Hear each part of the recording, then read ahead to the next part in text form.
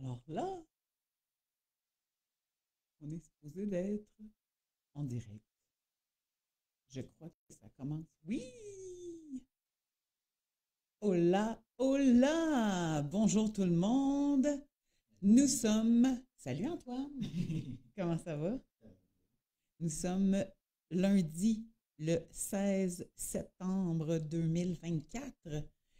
Je m'appelle Anne-Renée et voici mon fils Antoine. Et nous sommes en alimentation sans sucre, sans limite. Depuis, nous sommes dans notre 7e année et depuis plusieurs années, on fait du coaching avec des gens, des femmes particulièrement, mais disons des gens qui ont le goût de transformer leur santé, leur silhouette et même leur vie. Right? Fait que, hein, on en a vu des gens. On vient de terminer un coaching et, euh, et là, ce soir, j'avais le goût de parler parce qu'il y a plein de gens. Il y a plein de gens, Antoine, tu le sais-tu, tu es au courant? Il y a plein de gens qui me disent qu'il manque de volonté, de constance, de discipline, de motivation. Il y a plein, plein, plein de gens qui me disent c'est ça mon problème, c'est parce que je manque quelque chose. Es-tu d'accord avec ça? Hey, on ne t'entendra pas là parce qu'on a mis le micro, hein? Mais fais quoi? Tu me dis que tu es d'accord avec ça? Et est-ce que tu fais partie de ces gens qui croient qu'il lui manque quelque chose? Fait qu'en général, moi, j'ai fait partie de cette gang-là pendant longtemps. Je te le dis, mon fils. Pendant, je sais pas, 40 ans, j'essayais de commencer une diète, puis au bout de quelques jours ou quelques semaines ou quelques mois, ça dépend de la diète que je faisais, tout à coup, j'avais l'impression que je manquais de motivation, que je manquais de volonté, que la bouffe était plus forte que moi. As-tu déjà eu cette impression-là dans la vie? Ouais. Ouais? Que la bouffe est plus forte que toi et que là, tu la regardes, puis que là, elle te fait un petit swing sexy comme ça, puis tu craques. C'est ça? Ça t'est arrivé plusieurs fois. Tu sais, qu'est-ce que je pense?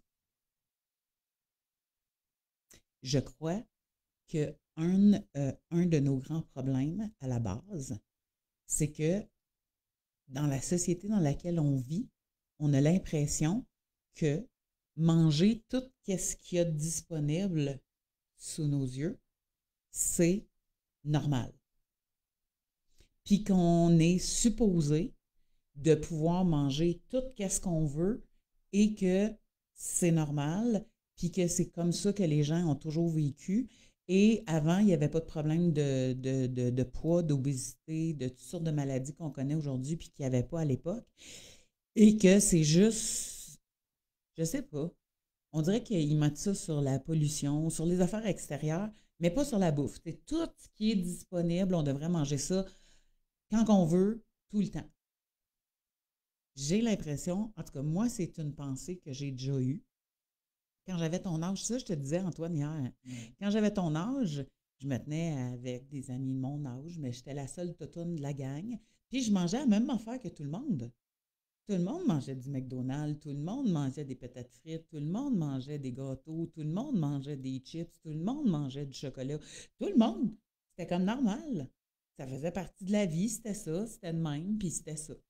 Puis moi, ben, il fallait que je sois au régime parce que moi, ça ne faisait pas le même résultat dans mon corps que dans le corps de mes amis, qui avaient pourtant le même âge que moi, mais fait que le fait qu'on croit que de manger tout ce qu'il y a dans le magasin, tout ce qu'il y a dans la boulangerie, tout ce qu'il y a sous nos yeux, et que ça, c'est normal, je crois que c'est la prémisse qui fait en sorte qu'on n'arrive pas là où on veut. Est-ce que tu serais d'accord avec moi? Ouais. Ouais. Fait que, salut Marie-Paul. Fait que j'ai envie de dire que je crois que une de nos croyances est fausse en partant. C'est-à-dire la croyance que tout ce qu'il y a dans les livres de recettes, tout ce qu'il y a au magasin, on est supposé de pouvoir manger tout ça sans aucun problème, puis que c'est ça la normalité.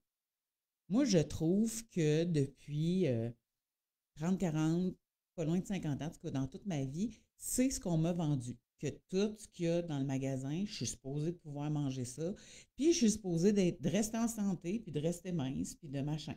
Fait que là, j'en suis arrivée à me poser la question à un moment donné dans ma vie, étant donné que quand j'avais 17, 18, 19 ans, moi, j'étais déjà la toutoune de la place, puis que tout le monde mangeait un paquet de cochonneries, puis les autres, ils restaient minces, genre. Fait que j'en suis venue à me dire que c'était moi le problème, que moi, j'avais pas un bon métabolisme, que j'avais un métabolisme lent, que j'avais des gros os, que j'avais un problème hormonal, que c'était moi le problème. Tu me suis-tu? C'était moi le problème, vu que les autres, ils faisaient ça, puis ils engraissaient pas, puis moi, j'étais tout le temps la grosse de la place. Avec le temps, il y a une chose qui a changé, c'est que j'ai arrêté d'être la grosse de la place. Pas juste parce que j'ai perdu du poids, mais parce qu'il y a plein de gens qui sont rentrés en compétition avec moi pour me détrôner de la plus grosse de la place. C'est vrai? Right? De nos jours, là, aujourd'hui, là, toi, tu es né en quoi? 2006? Bon, tu es né en 2006. C'est normal pour toi de voir des gens en surplus de poids, en bon point, ou c'est rare? C'est commun.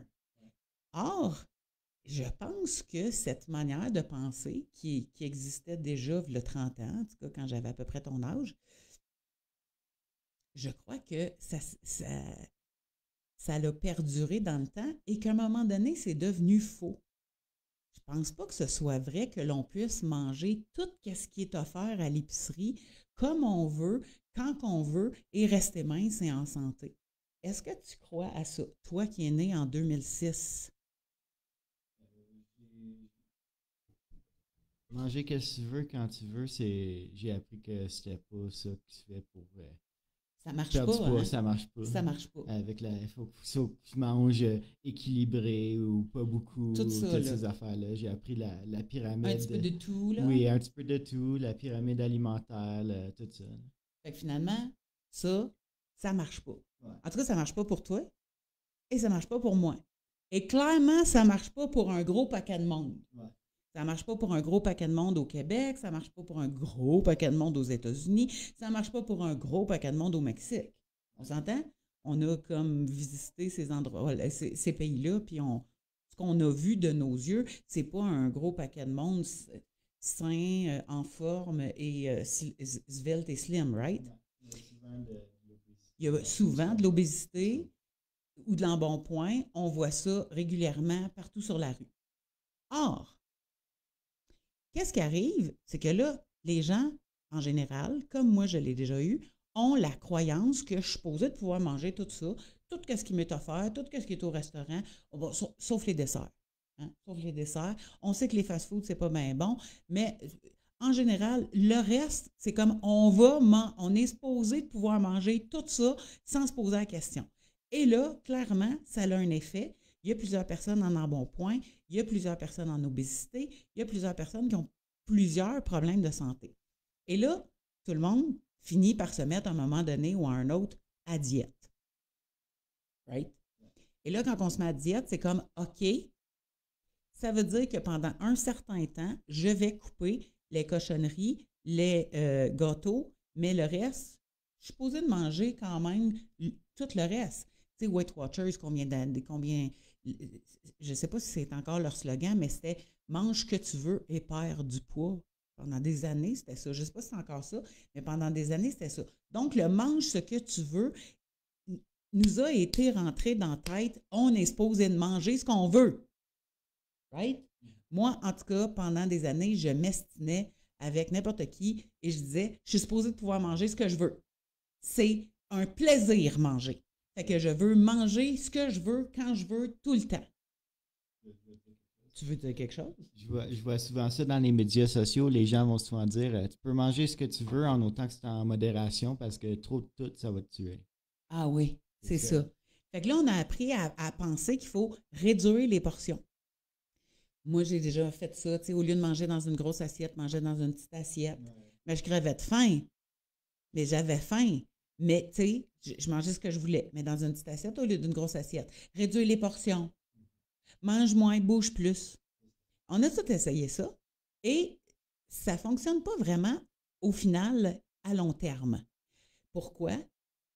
Parce que, tu sais, j'ai vu, entre autres, une personne que je connais sur Facebook qui m'a écrit l'autre jour. Moi, depuis 3-4 mois, je fais juste attention et je bouge et machin et j'ai perdu 30 livres. J'ai fait ça des années de temps. Le problème, c'est qu'à un moment donné, quand tu as perdu ton poids, ça revient. En fait, c'est jamais parti. La pensée de « je suis supposée pouvoir manger tout ce que je veux quand je veux ». Et donc, du moment qu'on arrête la diète, on arrête de restreindre les portions, on revient à des portions, mettons, normales, dites normales, et là, on continue de manger ce qu'on veut, mais là, le poids revient. Ou les maladies réapparaissent, ou les maladies apparaissent, s'ils n'étaient pas déjà là. Et donc, là, on finit par se rendre compte que non, il faut que je sois... Fait que là, je mange, il faut que je sois au régime, il faut que je mange, il faut que je revienne au régime. Mais le problème de base à la source, c'est la pensée, je suis supposée de pouvoir manger tout ce que je veux quand je veux. Ça, c'est une pensée qui est fausse. En tout cas, selon mon expérience. À chaque fois que je l'ai faite, moi, j'ai repris du poids ou j'ai recommencé à avoir des problèmes gastriques ou à avoir des problèmes de digestion ou à avoir des problèmes dans mes articulations. Donc, la pensée, donc, cette pensée, je suis supposée de pouvoir manger tout ça sans problème, c'est cette pensée-là qui nous nuit le plus. Es-tu d'accord avec ça? Right. Et là, quand les gens se mettent au régime, les femmes particulièrement se mettent au régime, les hommes, ils finissent par être bien avec un ventre d'homme enceinte. C'est vrai. Enceinte de 15 à 24. Mais fait que quand les femmes se mettent au régime, elles se mettent au régime pour un temps. Ça veut dire qu'elles se mettent en restriction pendant un moment. Ça veut dire que là, c'est pas vrai que je peux manger tout ça. Là, je suis à diète. Il y a juste une partie que je peux manger, pas le reste. Je ne suis pas supposée pendant un certain temps. Et là, si ça tient juste quelques jours, quelques semaines, quelques mois, et que là, les personnes, les femmes ou les hommes retombent dans leurs anciennes habitudes, là, naît la pensée, c'est parce que je manque de motivation. C'est parce que je manque de constance. C'est parce que je manque de volonté. C'est parce que je manque de toutes sortes d'affaires. Pourtant, posons-nous la question. Est-ce que moi, je vais m'en poser pour moi, toi, tu t'en poses pour toi, puis toi qui écoutes, tu t'en poses pour toi. Est-ce que tu as déjà manqué de constance dans manger des cochonneries régulièrement dans ta semaine? Toi, non? Moi non plus. Moi, quand je mangeais des cochonneries, j'étais d'une constance impressionnante.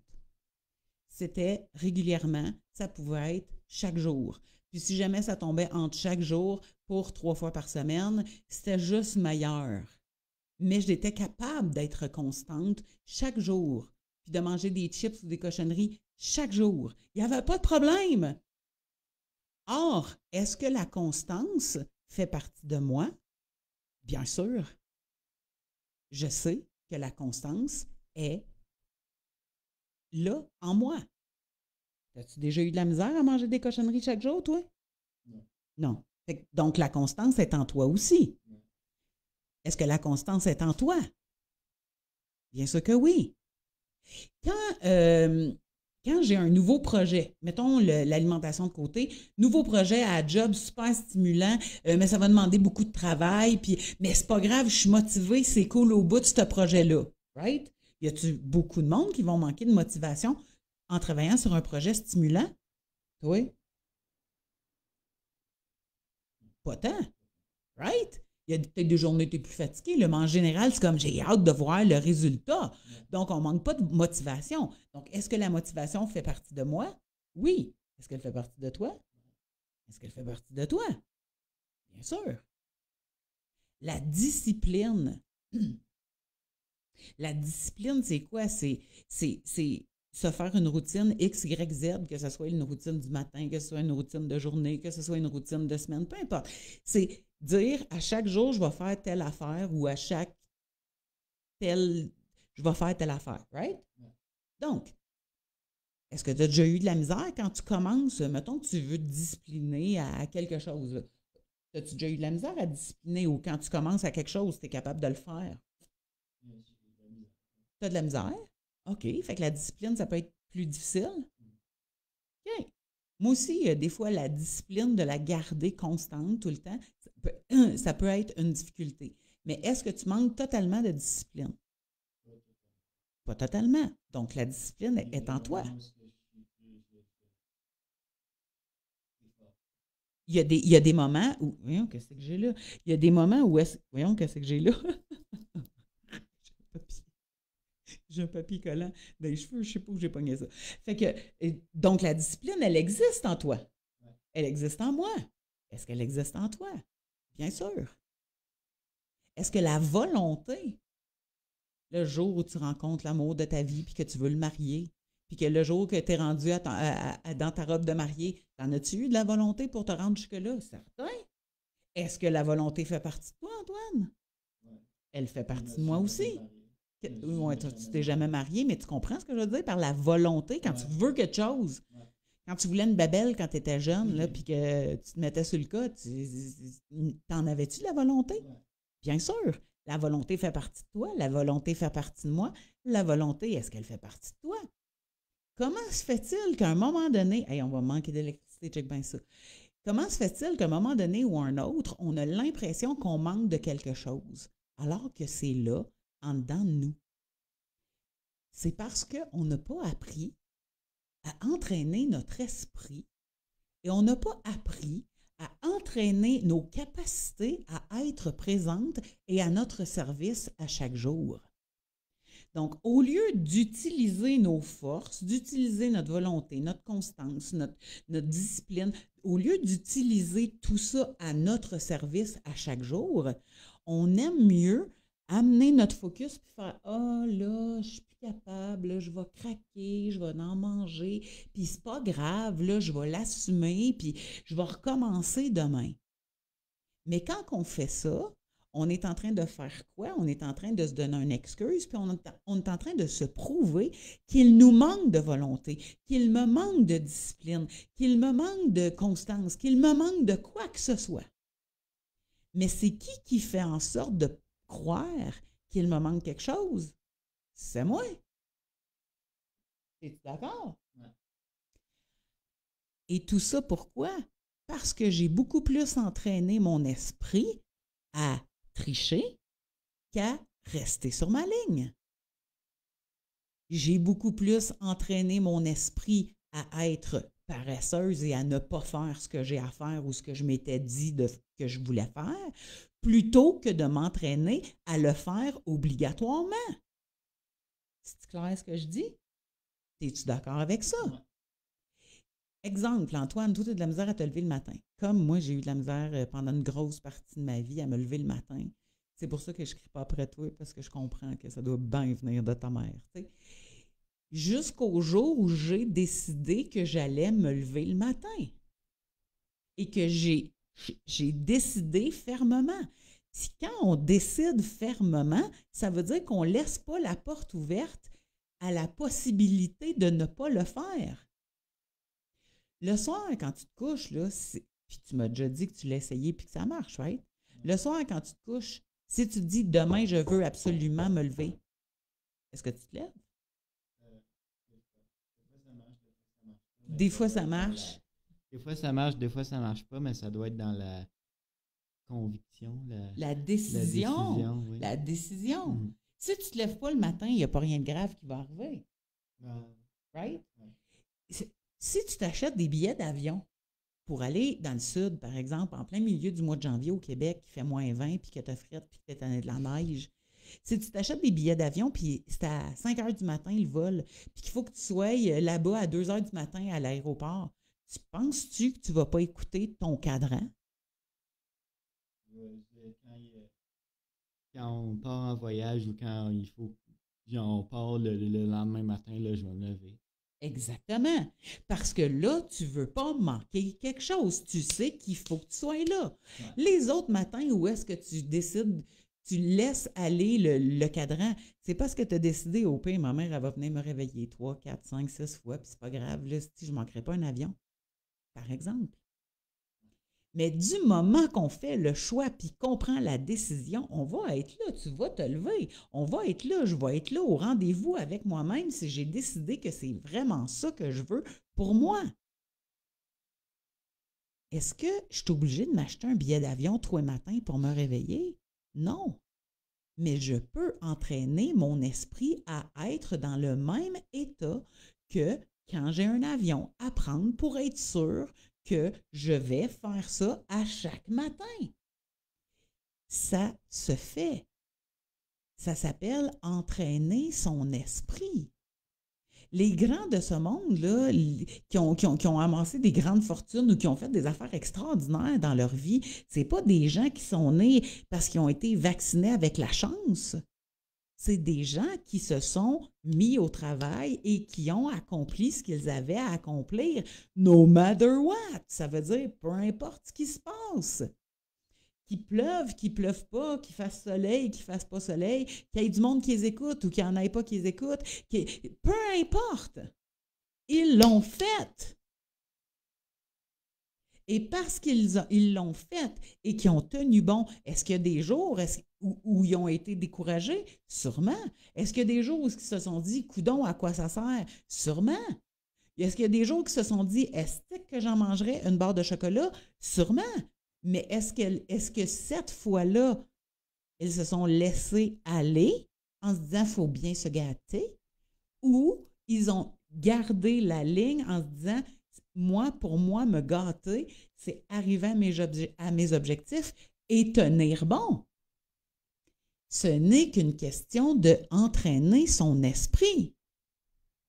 Et tant qu'on entraîne notre esprit à « c'est normal, je suis supposée d'être capable de manger tout ce qu'il y a dans l'épicerie », qu'est-ce que je fais? Je suis constante dans cette pensée-là. Y a-t-il moyen d'entraîner mon esprit autrement? Oui. Et il y a beaucoup de gens qui me disent, c'est bien beau, je comprends ce que tu dis, mais je ne sais pas comment faire. Ben, ça donne bien, c'est exactement ça qu'on fait dans notre coaching. Dans notre coaching, maître de soi. On apprend à devenir maître de son esprit. Pourquoi? Parce que c'est ça qui manque, de l'entraînement, de la pratique, une partie de savoir comment, une partie de savoir surtout pourquoi j'ai le goût de transformer ça, mais le reste, c'est de la pratique. Si on met, comme j'ai mis, moi, 40 ans dans ma vie, à pratiquer la pensée, c'est normal de manger tout ce qu'il y a là, ben, pendant 40 ans, j'ai mangé tout ce qu'il y avait là, puis j'ai eu les résultats qui venaient avec. Du moment où est-ce que tu comprends que tu peux entraîner ton esprit autrement, que la constance, elle est en toi et que tu n'as qu'à entraîner ton esprit à être constant. Du moment que tu comprends que la volonté est toujours en toi, mais tu as besoin de te connecter et de la pratiquer. Et du moment où est-ce que tu commences à appliquer les outils, entre autres, que j'enseigne dans ce programme Maître de soi-là, mais tout peut devenir beaucoup plus simple. Mais il faut entraîner son esprit et on a besoin d'aller transformer certaines croyances, comme la croyance qui, selon moi, est la plus répandue. Je suis supposée d'être capable de manger tout ce qu'il y a à l'épicerie sans me poser de questions. Alors que ce n'est pas vrai. Right? Si tu crois manquer de constance, si tu crois manquer de volonté, si tu crois que tu es une victime à vie du sucre et des choses sucrées, si tu crois que tu es une victime de l'embonpoint, si tu crois que tu n'as pas de pouvoir sur tout ce que je viens de parler, il est grand temps que tu découvres le pouvoir exceptionnel qui dort en toi. Il est grand temps que tu apprennes à utiliser le pouvoir exceptionnel qui dort en toi. C'est pour ça que j'ai créé mon programme Maître de soi. Ça va commencer mercredi prochain, pas cette semaine, le 18, le 25, mercredi le 25. Il est temps de s'inscrire là, maintenant. Pourquoi? Parce qu'il est grand temps de prendre soin de nos pensées. Il est grand temps de prendre soin de nos émotions autrement qu'en les bourrant dans les chips. Il est grand temps de prendre conscience du pouvoir qu'il y a en toi. Et pourquoi au-dessus de tout ça? Parce qu'il est grand temps que tu aimes la personne la plus importante de ta vie, toi. Il est temps d'augmenter l'amour sur cette planète. Il est temps de démontrer et d'agir avec le plus grand acte d'amour au monde, c'est-à-dire prendre soin de soi. Prendre soin de soi. Si je prends soin de moi, je vais être bien meilleur pour prendre soin des autres. Si je prends soin de moi, je vais être un élément positif dans la vie. Si je prends soin de moi, je vais être un vecteur d'amour beaucoup plus grand dans mon cercle. Si je prends soin de moi, je vais m'aimer de plus en plus chaque jour. Parce que c'est ça qu'on mérite. On mérite le mieux.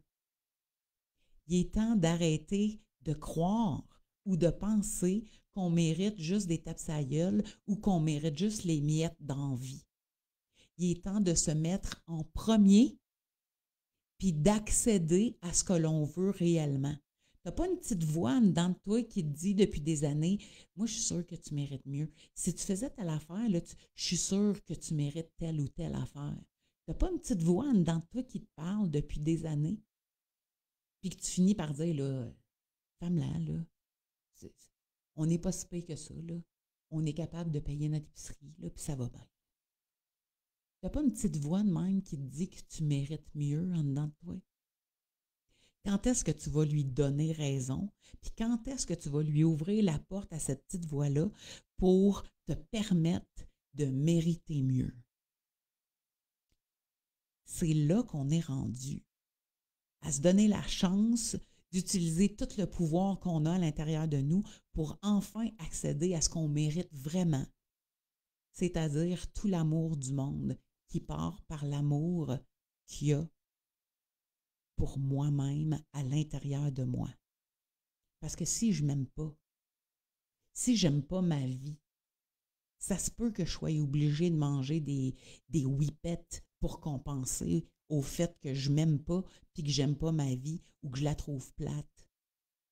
Mais si tout à coup tu décides de tomber en amour avec toi-même, de tomber en amour avec ta vie, là tu vas peut-être te donner les outils pour enfin vivre pleinement ton histoire d'amour avec toi-même. Fait que oui, il y a l'alimentation, mais il y a beaucoup d'autres choses là-dedans. Il y a la découverte de tes capacités, puis il y a la découverte de ce que ton esprit est réellement capable de faire. Arrête de penser que tu es la victime de la bouffe. Arrête de penser que tu es la victime de quoi que ce soit.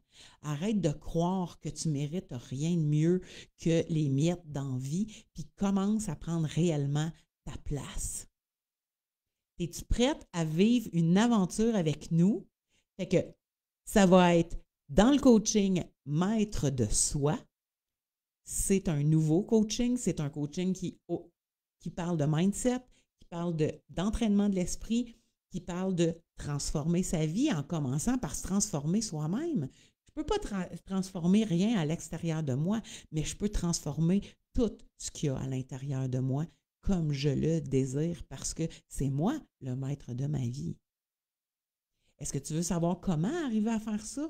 Bien, c'est le temps de s'inscrire dans le coaching Maître de soi. T'as mis le lien? Voyons si je viens de m'étouffer avec quelque chose. Est-ce que tu peux tu l'as mis sous le nom d'Antoine? Es-tu capable de l'épingler ou on va le mettre dans la tête après? Ou mets-le avec pour l'épingler. Merci. Fait que le lien est là pour s'inscrire. Si tu t'inscris avant dimanche, je ne sais plus la date, 23 septembre, 22 septembre, dimanche le 22 septembre à minuit, tu vas obtenir notre guide bonus et un 30 minutes de coaching privé avec moi. Ce sera les mardis soirs. Ah, j'ai-tu dit mercredi? Je me suis trompée. Ce sera les mardis soirs, 19h30, pendant 8 semaines extraordinaires où est-ce que tu vas commencer à te découvrir et tu vas commencer tout de suite à appliquer des exercices pour pouvoir entraîner ton esprit à t'amener là où tu veux vraiment. Es-tu tanné de recommencer à zéro? Es-tu tanné de ne pas arriver là où tu désires? Es-tu tanné? T'en as-tu assez? Combien de temps encore faut que tu attendes?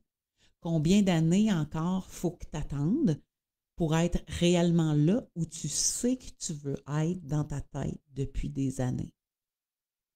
Quand tu te regardes dans le miroir, c'est ça que tu veux voir? Combien de temps encore t'attends? Combien d'années tu as à perdre encore? Combien d'années veux-tu vivre en étant fier de toi puis exactement là où tu sais que tu veux être dans ta tête? Arrête de croire que tu es un être cassé. Arrête de croire qu'il te manque quelque chose et viens avec nous découvrir de quelle manière tu peux enfin utiliser ton potentiel à son maximum. Comment tu peux développer ton esprit et ton être pour enfin réussir ce que tu n'as jamais réussi jusqu'à ce jour. Es-tu prête? Ça va commencer mardi prochain. On t'attend. Right? Ouais. Fait que, aujourd'hui, c'était mon jour 22, 21? 22, 21? 22. Jour 22 de live quotidien. Je reviens à chaque jour, mais les lundis, 19h30, ce sont nos lives ici. Et là, mardi prochain, on commence le maître de soi. Est-ce que tu es prête à devenir maître de toi-même? Il est temps. Arrête de laisser les autres être maîtres de ta vie et à partir de tout de suite, maintenant, c'est le temps de s'inscrire, ça commence mardi prochain. Fais un pas énorme dans ta vie et commence à devenir maître de ta vie. Ça fait un plaisir d'être avec vous ce soir. Mon mot à partir d'aujourd'hui que je vais toujours répéter, je ne te l'ai pas dit, mais je suis sûre que tu vas être d'accord, c'est aime plus. Aime dans la vie et commence par t'aimer toi-même. Prends soin de toi. On se revoit bientôt. On t'attend dans le coaching Maître de soi. Bye bye. Salut, on vous aime. À la prochaine.